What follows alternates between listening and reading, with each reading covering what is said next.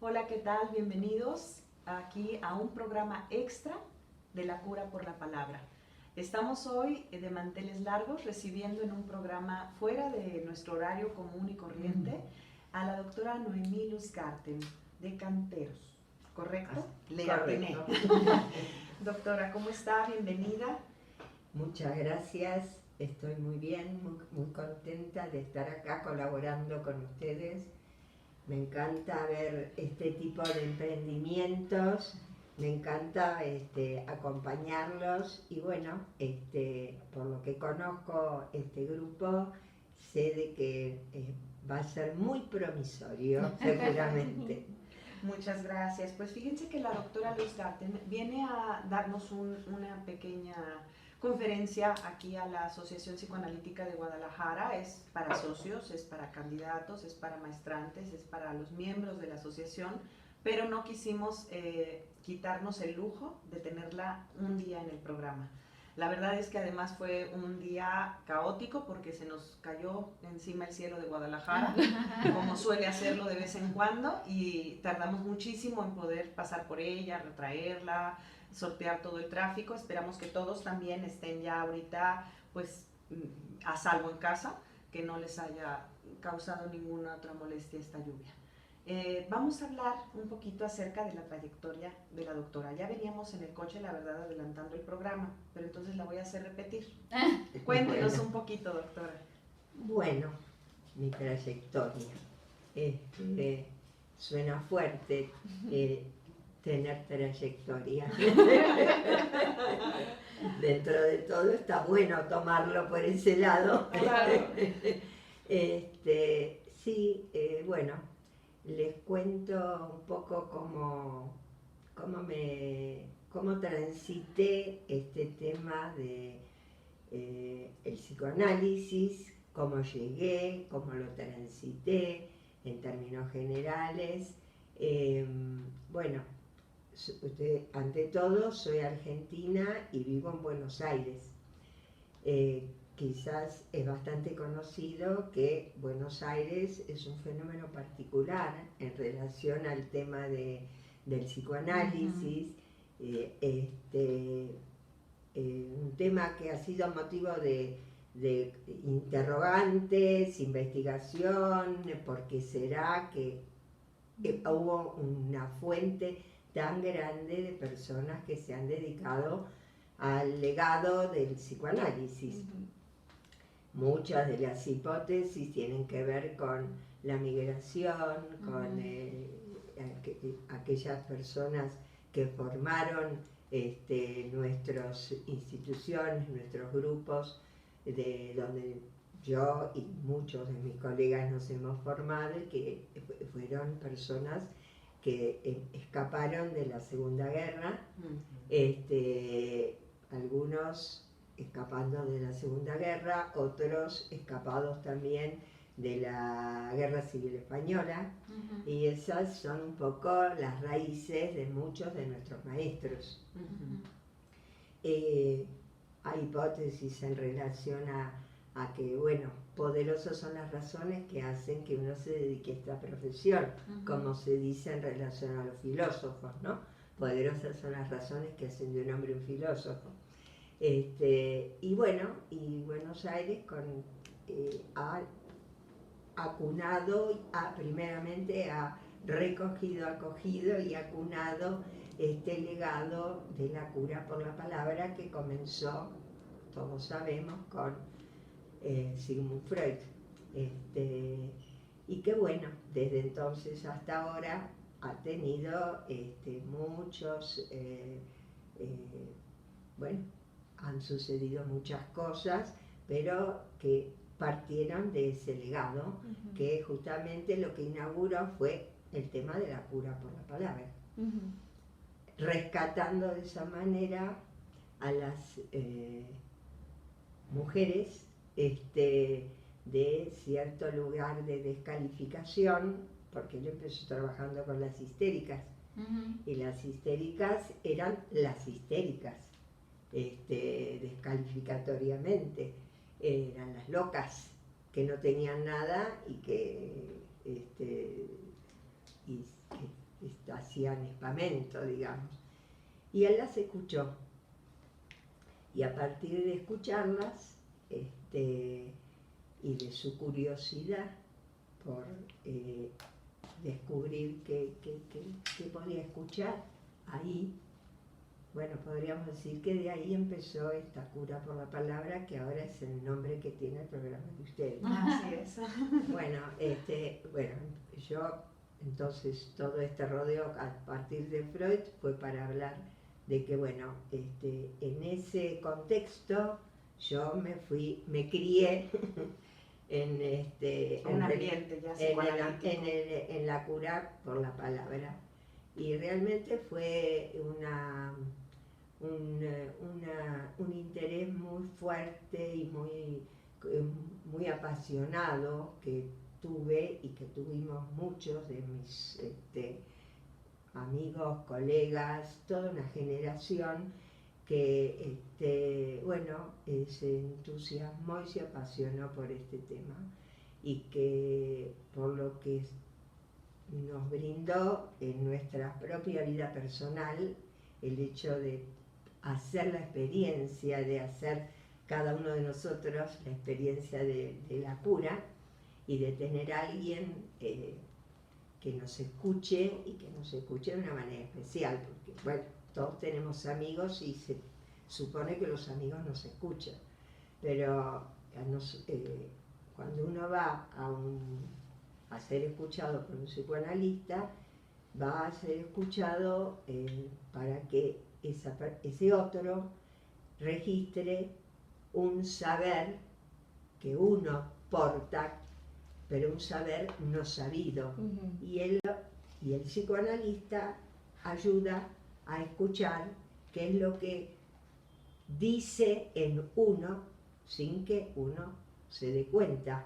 Entonces es una escucha particular que permite en primera instancia un conocimiento de uno mismo muy particular, y que tiene efectos liberadores, digamos. Sí. En el programa del día de hoy nos acompañan, por supuesto que también, Paola Lugo y Gael Bosch. Hablé demasiado y no dejé que la presentara. No, está perfecto, porque esa era la idea. Aquí de este lado, Patricia Ochoa, pero les quería también darle un poquito la palabra a ellas, porque ellas pudieron también hacer una pequeña investigación de algunos de los artículos, porque así como hablamos también de la trayectoria, queremos saber que veníamos también platicando en el coche, que hay un tema central que casualmente se va forjando en la vida y a veces uno no se da cuenta. Y ahorita que hablaba de la trayectoria, menciona las histéricas, ¿no? Y en las histéricas nosotros observamos que hay algo que se pone en el cuerpo, que hay algo que por ahí el cuerpo refleja, y que por ahí yo sospecho que se nos va dando el tema, ¿verdad? Podría ser. Entonces, lo podemos arrancar por ahí. Bueno, el tema tiene que ver con que el libro que yo publiqué es en relación al tema de el cuerpo en la experiencia psicoanalítica.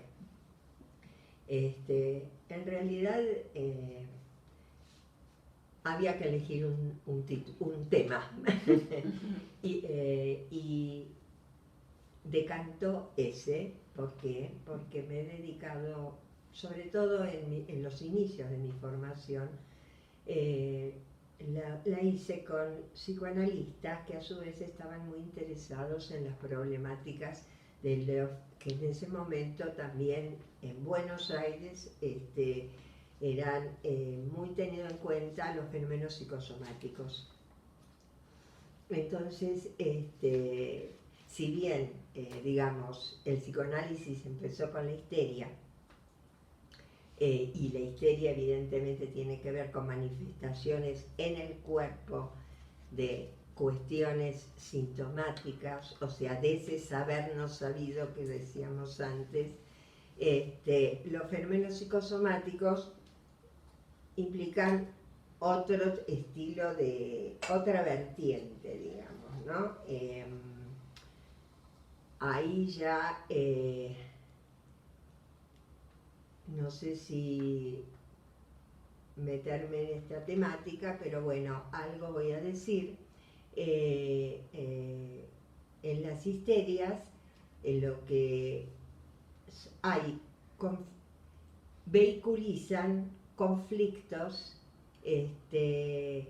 que pueden ser abordados por el método inicial con que surgió el psicoanálisis, que es el método de la asociación libre.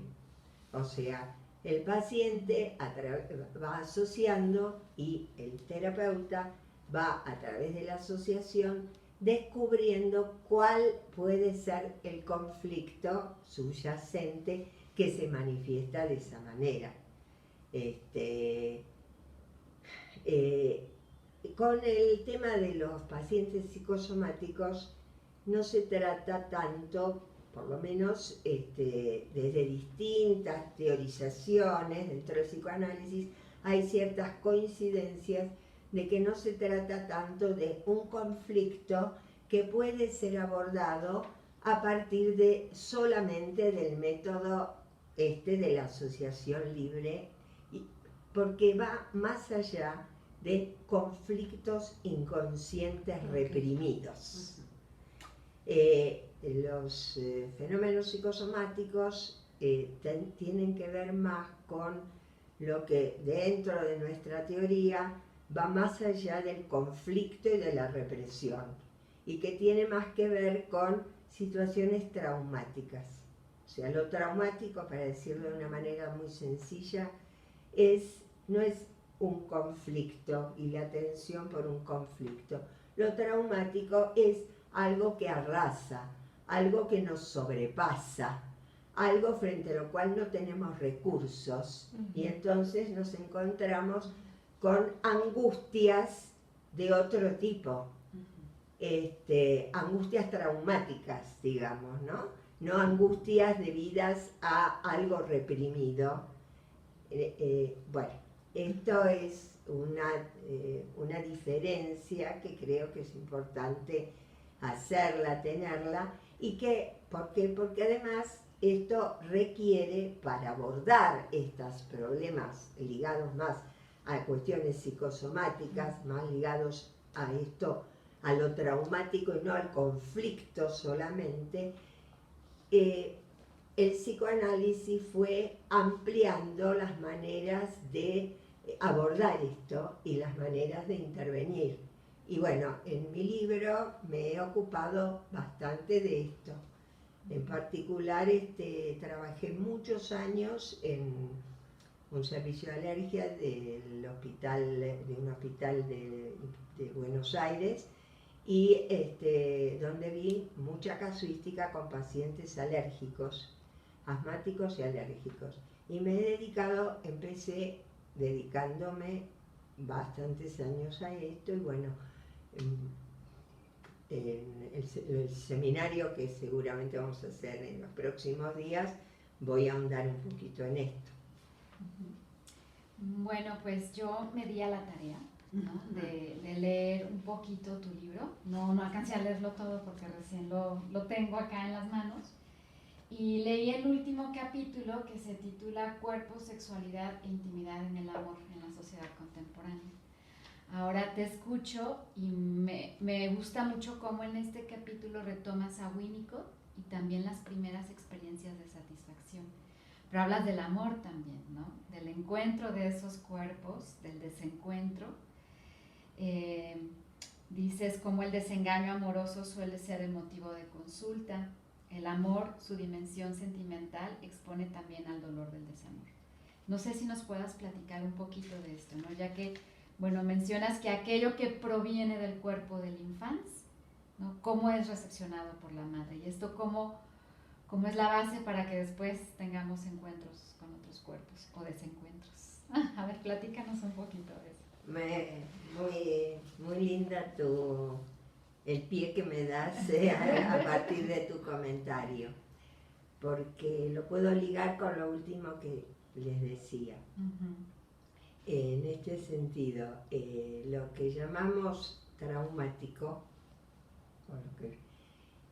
y tomando la línea de este autor de Winnicott, que es un autor que a mí me gusta mucho y que me ha aportado mucho para la clínica, es un autor que, bueno, justamente se ha ocupado de cómo se fueron esos primeros encuentros de la cría humana con su madre. Él habla de la figura de la madre suficientemente buena, que es la que lo aloja, y en el modo, en la manera como lo aloja, en el modo o en la manera como lo trata, en el modo o en la manera como le brinda la experiencia de satisfacción en la primera mamada, para tomarlo como ejemplo, se va como entretejiendo la satisfacción, digamos, de las necesidades físicas con una dimensión más o menos amorosa. Me gusta tomar esta expresión que amor es dar lo que no se tiene. Justamente este autor habla de la importancia de que esta madre, cuando da de mamar, le da amor en la medida en que le da lo que Winnicott llama, voy a hablar de esto porque es un tema muy lindo, y también después se lo puede relacionar con el amor en la adultez, ¿no? La experiencia de ilusión, habla. La experiencia de ilusión implica esta idea, que a mayor dependencia, mayor indefensión y mayor riesgo de vivir algo traumático por lo expuesto y por los pocos recursos que se tienen al nacer, la madre, en el modo en cómo le brinda ese amamantamiento, le crea la ilusión, le hace vivir la ilusión de que él es mago, o sea, que es en lo que él llama hallar, crear el objeto. Entonces yo digo, la ilusión no la tiene la madre, o sea, le da lo que no tiene la leche de su cuerpo y con eso lo nutre, pero le da o no le da esa posibilidad de que la experiencia sea vivida con esa experiencia de ilusión. Y eso es un primer dar lo que no se tiene, y que es muy distinto a los destinos del humano parlante, de los seres humanos, si han podido tener esa posibilidad de recibir esa experiencia, así como muchas otras que él con mucha sutileza va describiendo, y que implican la crianza con amor, digamos, y como eso rige después los destinos del amor a lo largo de la vida, ¿no es cierto? Amor también es frustrar, dar la posibilidad de la frustración, del no, es amor, porque es mucho más sencillo a veces ceder a ponerse firme sosteniendo un no, que implica, y poder soportar la rabieta, el enojo y la reacción frente al no, es dar amor. Bueno, estas cuestiones inciden en la vida y en el amor adulto, y bueno, y con los pacientes que han vivido situaciones desubjetivantes que van más allá de la represión, más allá de los conflictos inconscientes, yo planteo la importancia de cierta dimensión de amor de parte del analista, en este sentido, ¿no? De poder recibir al paciente con el tino y el tacto de alguien vulnerable y sobrepasado, esa sería la palabra, ¿no? sobrepasado por situaciones traumáticas personales o incluso sociales, ¿no? Y entonces, ¿qué función tiene el cuerpo del analista ahí, ¿no? O sea, porque también en este mismo artículo hablaba sobre un desajuste de la madre de esa disposición, o parte de esa disposición es el desajuste que estructura. Y también, bueno, pensaba en el dolor tolerable para ese sujeto o ese paciente, para poderse estructurar y pensarse, adueñarse de su propio cuerpo, pero ya psiquicizándolo, y ese dolor que le sobrepasa y que puede llegar a la desolación, que también se menciona ahí. También voy a agregar un poquito a esto que dice Gael, porque hablaba también cómo había como esta cuestión de poder hacer como un despliegue o moverse con libertad, ¿no? Y que eso también abría la puerta a lo exogámico, ¿no?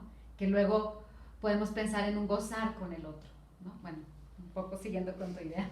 Perdón, a ver, disculpen, pero les quiero reiterar, o sea, hay algo que no entendí bien en la pregunta.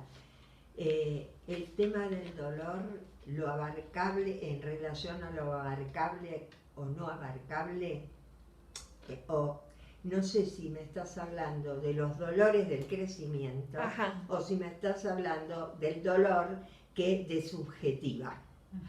Los dos, precisamente. Sí, o sea, como poder hablar de que el proceso en psicoanálisis es doloroso, pero ofrece esta experiencia de satisfacción al mismo tiempo.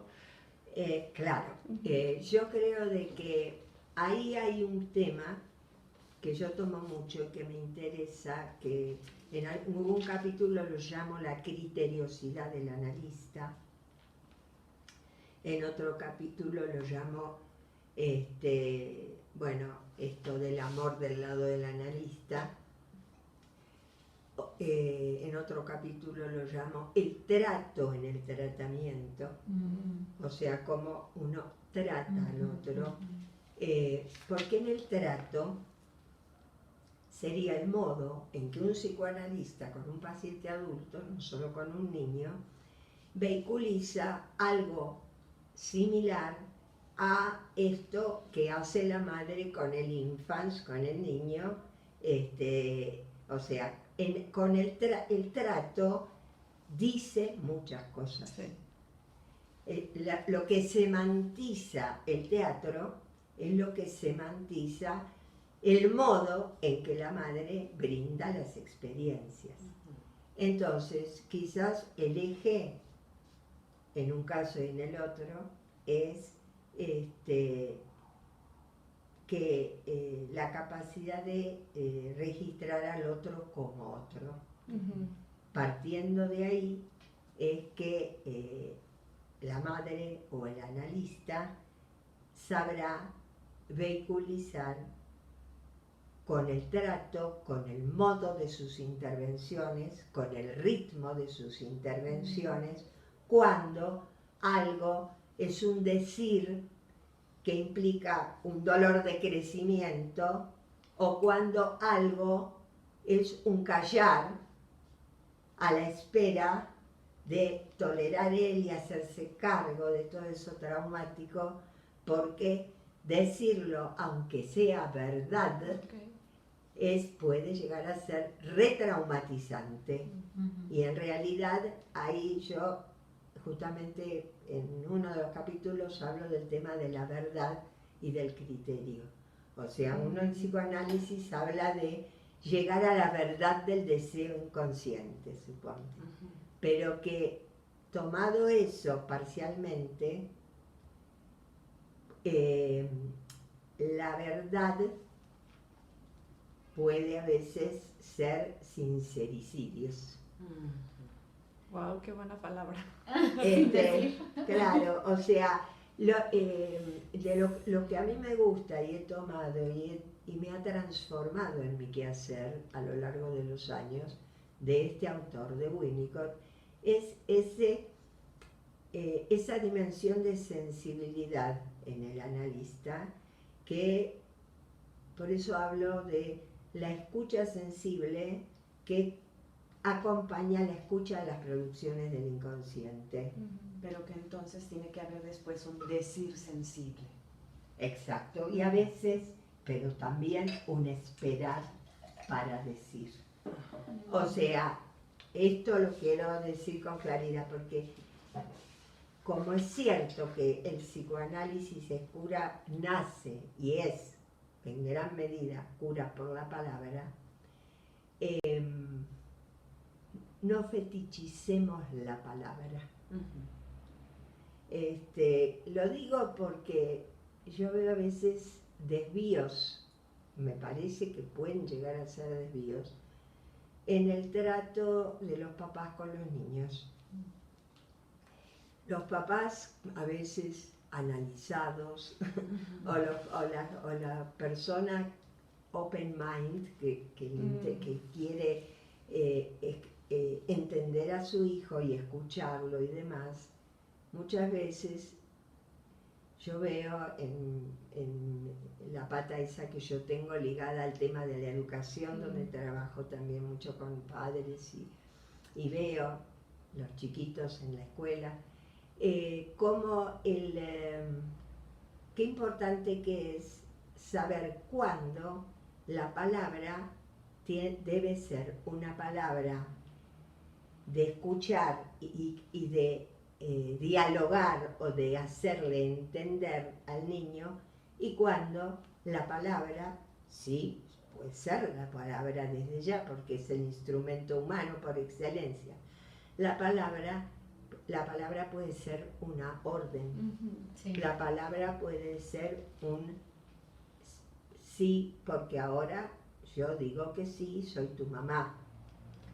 Y esto de ninguna manera es, como muchas veces los papás lo sienten y lo creen, autoritarismo, sino que esto es hacerse responsable de que soy el padre o el adulto responsable.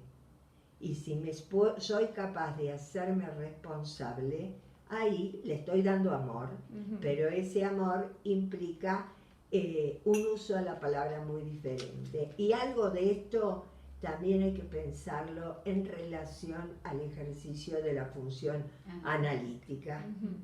Cuándo es el momento de interpretar y cuándo a veces una intervención de otro orden.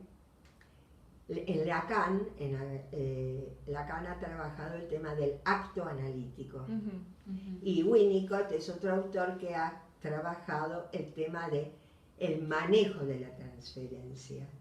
Y cuántas veces, y esa es una dimensión del tratamiento que yo rescato y me interesa trabajarla y demás, porque creo de que cumple una función a veces semejante al ejemplo que quise dar a través de, ¿no? O sea, que no siempre, que a veces una interpretación en determinados contextos, aunque sea verdadera, no va.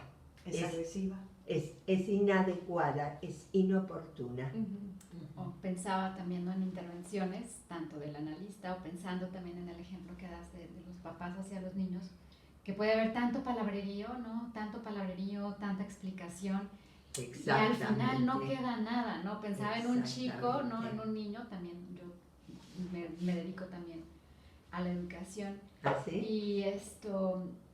Y entonces no entienden nada, o sea, de todo el montón de palabras no les queda nada, ¿no? Cuando a veces no se puede porque no se puede, es suficiente para ordenar, ¿no? Y parar la descarga que a veces traen. O dijiste la palabra justa, ordenar. Ordenar, encuadrar, dar un marco muy necesario en el mundo contemporáneo. Y creo que en ese sentido, de distintas disciplinas, tenemos que pensar este tema, ¿no? Es cierto que se han producido cambios muy importantes,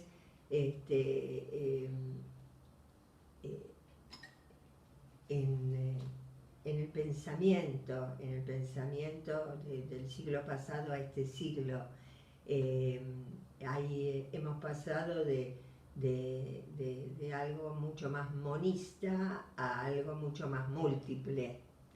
Entonces, en muchos sentidos. Entonces esto es más complejo.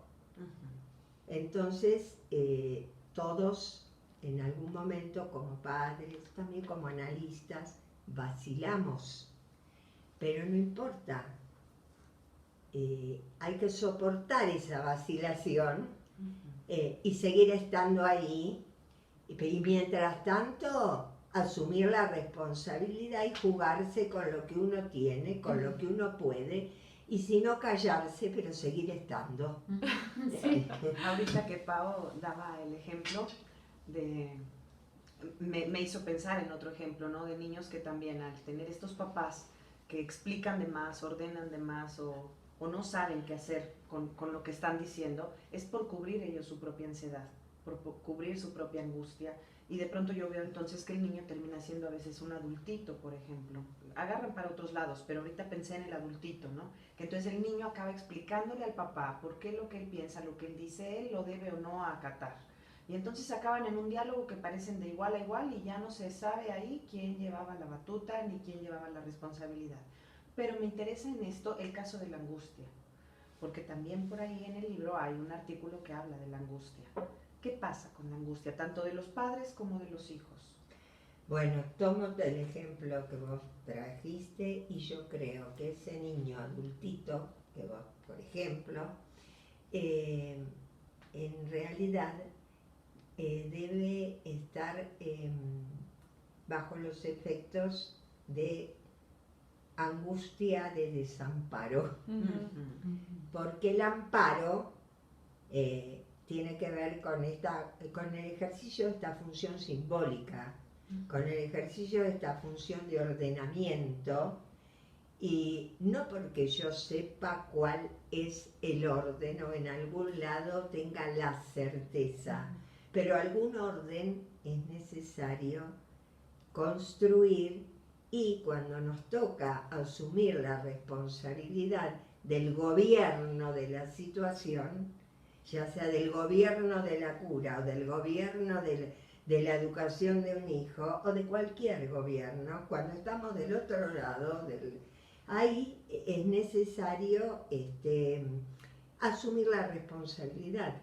Y hay un tiempo de debate y de reflexión, y hay un tiempo que para pasar a la acción, para poder plasmar, es necesario que las cosas sean así. Bueno, esto creo que es un tema muy actual, muy contemporáneo, y que todos en distintos niveles y en distintas medidas estamos expuestos un poco más a sensaciones de angustias, de desamparo, por digamos, este momento de transición de estas ideas tan únicas que en el siglo pasado dieron lugar a los ismos, ¿no?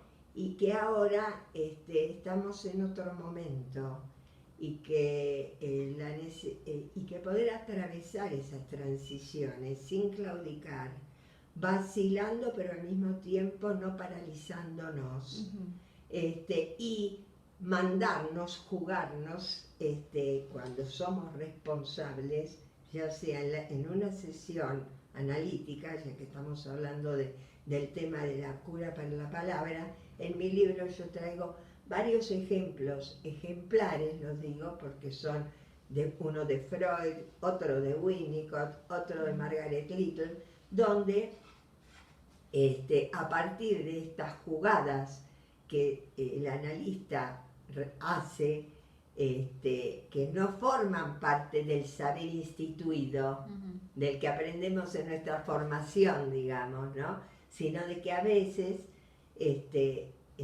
cuando estamos ahí en la cancha, no alcanzan esos saberes. Entonces, en estos casos que yo seleccioné, lo que me interesa es mostrar cómo a partir de ese acto analítico, si lo decimos en lenguaje siguiendo a Lacan, Winnicott, por ejemplo, reflexiona qué pasó, qué hizo, por qué lo hizo y los efectos, porque hubo efectos que lo sorprendieron a él enormemente, positivos, de lo que había acontecido, y a partir de eso crea nuevos conceptos que enriquecen, van incrementando el saber instituido del psicoanálisis, pero solo, sino es como que se va produciendo quizás una sensación, o sea, sino cómo analizamos las nuevas manifestaciones que hoy día se dan. Yo creo que de ahí surge toda esta reflexión y este interés. Porque también en determinados momentos, yo no sé acá en México, en Guadalajara, pero sí en Buenos Aires, uno escuchaba una especie de letanía en algunos analistas, que ya los pacientes no son como los de antes, una cosa así. Eso, a mí me gustaría si nos pudieras describir cómo tú ves los momentos de ahora. ¿Qué son estas formas? Bueno, hoy día tienen nombres también, ya hasta se le ha puesto nombre, patologías del acto, están las adicciones, están los fenómenos en el cuerpo, hay una incidencia mucho mayor de los fenómenos en el cuerpo.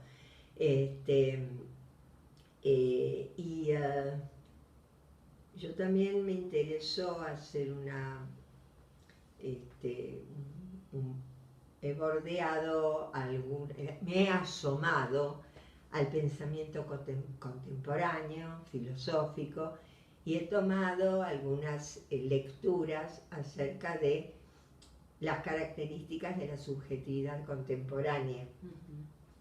Y me parece interesante también, a mí por lo menos me ha enriquecido, y esto de escuchar, de dejarse afectar por otros discursos, para tratar justamente de ver cómo abordar las cuestiones contemporáneas. Y como es un momento de transición, desde cada disciplina se iluminará algo.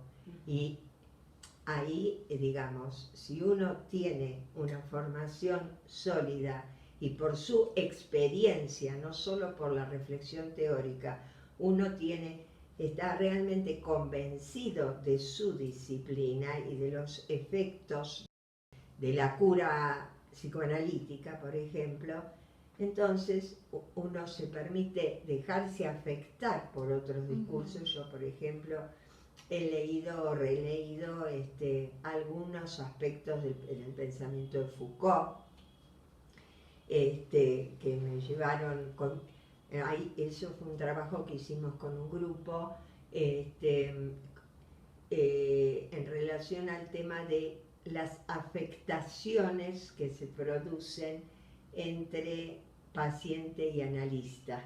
O sea, tenemos dentro de nuestras conceptualizaciones, tenemos ideas tales como el campo analítico o la transferencia y la contratransferencia, pero me parece que esto de las afectaciones va un poco más allá del concepto de contratransferencia.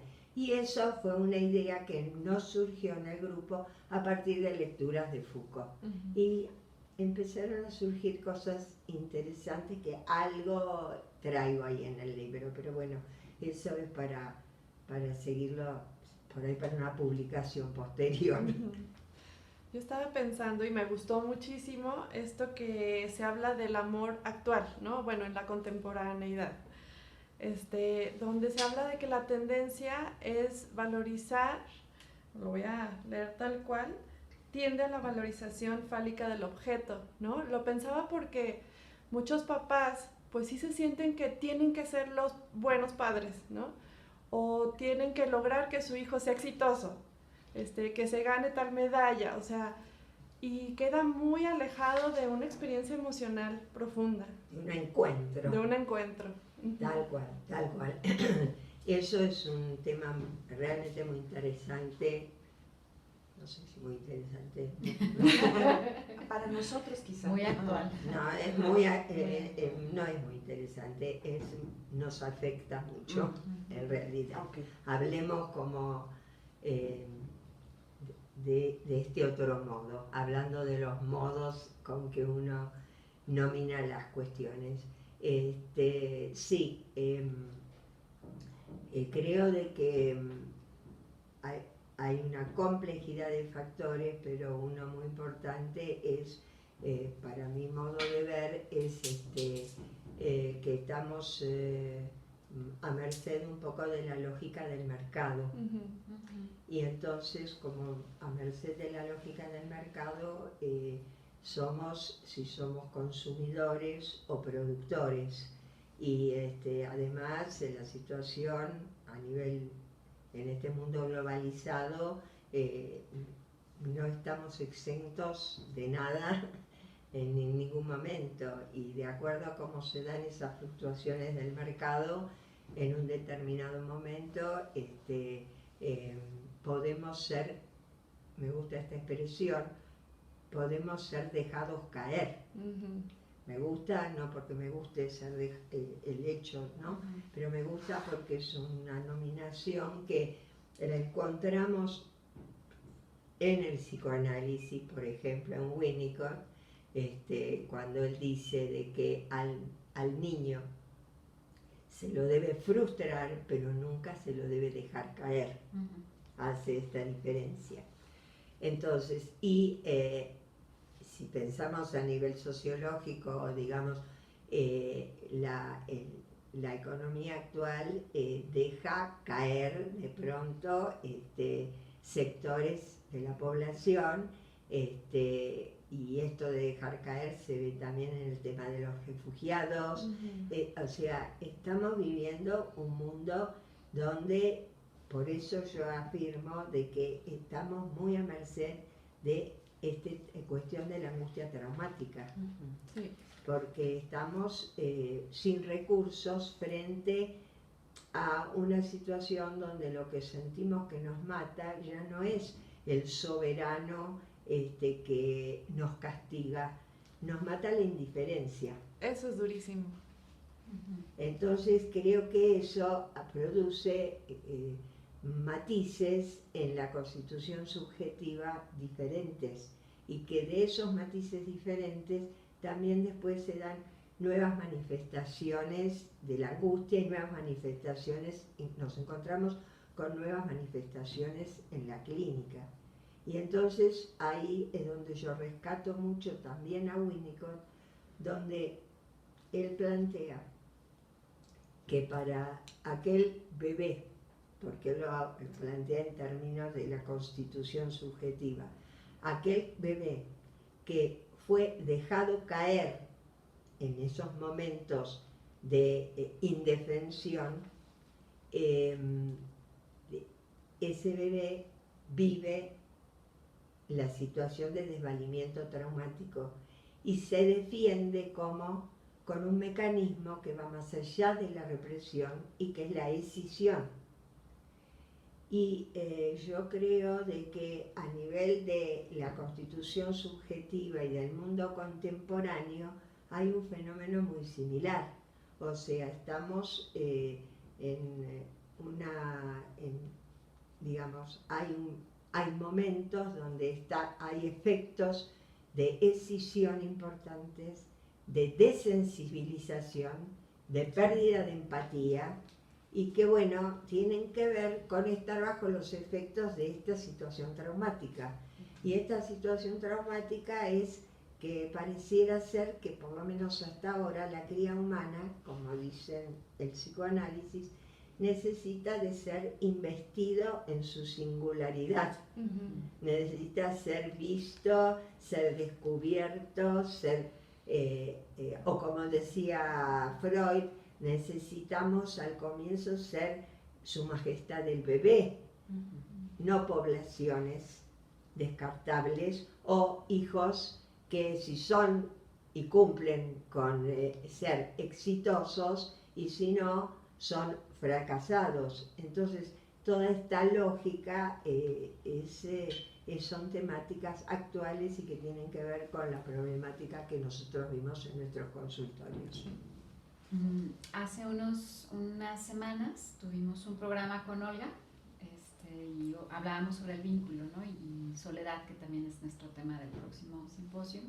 Soledad. Ajá, vínculo y soledad. Entonces, hablábamos sobre la sociedad narcisista y pienso en los niños actuales, bueno, cómo lo veo en la escuela, lo veo en la consulta, cómo muchas veces siento este desamparo, esta falta de pensamiento, esta ansiedad, cómo probablemente, ¿no? Muchos papás, claro, no todos, están tan metidos en sí, ¿no?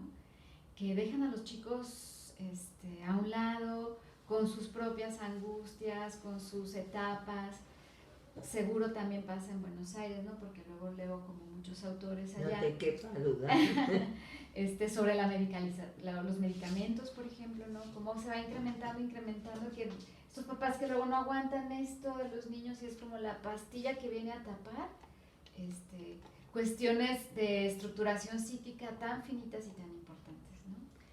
Sí, pero viene a tapar, o sea, esto está ligado con el tema del tiempo. La gente no tiene tiempo. Exacto. Y la gente no tiene tiempo para hacer un duelo. Porque si tenés que hacer un duelo, por ahí, y realmente para poder atravesar un duelo, tenés que retraerte, sentir una ausencia. No podés producir de la misma manera, y entonces frente a la cosa tan competitiva, el temor a quedarse sin trabajo y favorece la escisión. Vengo de atender a una paciente que trabaja, es un excelente, le va bárbaro desde el punto de vista del éxito en una gran empresa. Pero bueno, se le plantearon cuestiones realmente difíciles. Cierro con esto, donde se veía el choque tremendo entre esta capacidad de producir que ella tenía y los éxitos que le daba, y su maternidad, ¿no? Y los efectos en sus hijitos. Y justamente estaba, a raíz de los últimos episodios, estaba francamente decidiendo buscar alguna otra posibilidad de trabajo más libre y abandonar ese lugar que le prometía tanto éxito, pero que le estaba arruinando la vida y los vínculos y la intimidad, ¿no? Se requiere tiempo y espacio para sentir, ¿no? Y sentirse. Exactamente. Y eso es el punto de urgencia hoy día. Y por eso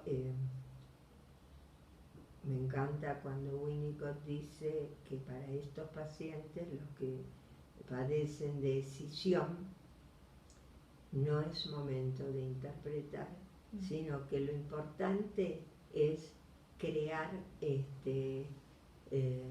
generar, creer y confiar, credibilidad. O sea, que vuelva a investir. Que está el acompañamiento, el sentirse acogido, el restablecerse. No solo acompañamiento desde ya, pero un acompañamiento que nos ¿Sabes por qué lo digo? Porque a veces uno cuando habla de acompañamiento piensa en un sentido más sentimental, como cuando piensa el amor, ¿no? Visto, me gusta decir, uno necesita ser visto. Y ese es el mejor acompañamiento. Y cuando vos ves que alguien te ve, a veces no querés esto. Lo que querés es solamente que te valide el dolor.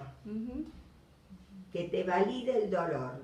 Y ahí es cuando sentís que el otro se encuentra contigo. Por ejemplo. Bueno, pues tenemos un par de minutos más, entonces no sé si quieras cerrar con algo, con alguna idea final. Mira, quiero cerrar agradeciéndoles a ustedes por este hermoso proyecto que están llevando adelante, por la posibilidad que me dan de interactuar con las nuevas generaciones. Me gusta mucho el trabajo ese, ¿no? Y me gusta a la gente más grande, nos gusta estar con la gente más joven. Y al revés, nosotros con los más grandes. Aprendemos mucho. Pero Toda la eso sería desde un punto de vista más del narcisismo. Pero yo creo de que es muy lindo lo que se puede producir cuando realmente, o sea, me parece de que desde el lugar de la persona mayor, transmitir la experiencia, pero me gusta decirlo más así como lo digo en el libro, dar testimonio.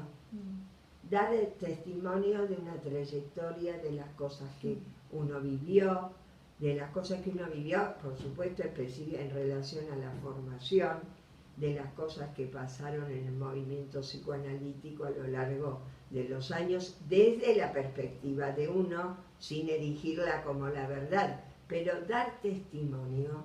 Y creo que ustedes me están dando esa posibilidad, no sé qué es lo que puedo decir con el cansancio del viaje, pero desde ya les agradezco y me resulta muy lindo, muy agradable. Tenemos un par de comentarios acerca del programa de hoy, de personas que no registro yo en la asociación, porque bueno, sabemos que muchos de los que nos ven y nos aplauden son de la asociación y les agradecemos también su compañía, pero dos se animaron a comentar y dice Brenda Yamines, muchas gracias por compartir. Israel Ruiz dice ser necesitado, que bueno, eso ya sería todo un tema en psicoanálisis, ¿no? ¿Es ser necesitado? Ser necesitado, que lo necesiten a uno. Yo supongo que a eso se refiere. Sí, yo te diría, claro que eso es fundamental, pero yo pienso de que el ser humano es digno de algo más. Sí, ser deseado. Exacto, está más ser mejor. necesitado, ser deseado y ser amado. Ser amado, sí.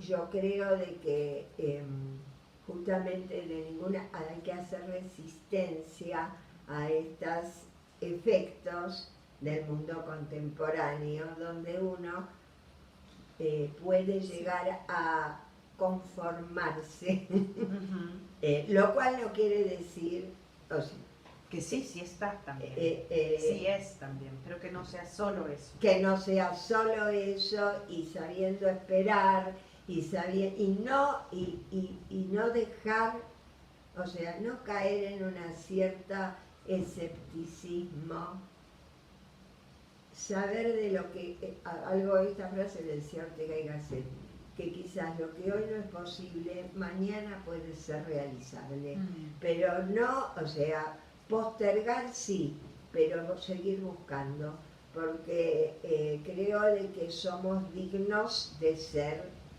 queridos, deseados, necesitados y vistos en la singularidad de lo que es cada uno, porque cada uno es único. Sí. Y eso es un derecho que no debemos Renunciar. renunciar. Yo quiero agradecerte mucho el tiempo que nos has dado, porque la verdad es que sabemos que llegaste hoy de viaje y te espera una jornada fuerte mañana y pasado. Entonces, de verdad, te lo vamos a, Bueno, a Va a valorar ser fuerte, pero muy muchísimo. divertida. Bueno, Lo vamos a esperemos que garantizar. sí. Ajá. Para Esperemos enseñarlo. que sí. Muchas En gracias. pantalla Y también, es a ver, el- espérame un poquitito. Ajá. Ahí va la cámara. Ya. El libro de la doctora que va a estar aquí compartiendo con nosotros, del cual yo espero salga mucho diálogo, y ya se los iremos compartiendo quizá ¿Cómo se llama el en libro? una entrevista posterior. El cuerpo en la experiencia psicoanalítica entre Freud, Lacan, Winnicott. Colección Juegos Analíticos, que además me venía comentando la doctora Noemí, que es un hijo chileno. Sí, Así que les mandamos también un saludo a todos los chilenos que por ahí acompañaron a la doctora a la realización de su libro. te agradezco. Muchísimas Muchas gracias gracias por estar y aquí. nos vemos Gracias. mañana. Nos vemos mañana. Y ahí, Bueno. este,